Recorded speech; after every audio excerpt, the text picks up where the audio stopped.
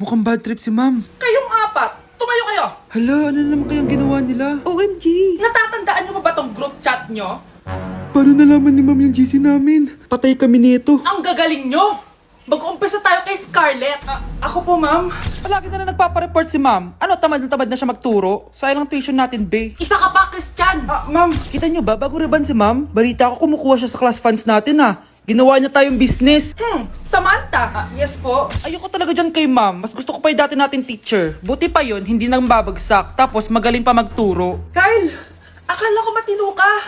Guys, wag nyo naman ginaganyan si ma'am. Mabait naman siya Sa principal nga lang. Akala niyo di ko alam mga pinagsasabi niyo sa akin? Lahat po ng sinabi namin sa GC. Totoo po yan, ma'am. Diba sabi nga nila ma'am, truth hurts? Truth hurts pala, ha? Sige, papakita ko to sa principal sa office. Sige, ma'am. Sabihin mo sa principal. At sasabihin din namin yung mga baho mo. Ha? Anong ibig mo sabihin? Diba may GC din kayo ma'am? Sinisiraan nyo pa nga yung mga estudyante. Paano mo nalaman yon? Isang pindot ko lang dito at masasend na to sa principal. Huwag mong gagawin yan. Huwag mong pipindutin. Humanda ka sa akin ma'am.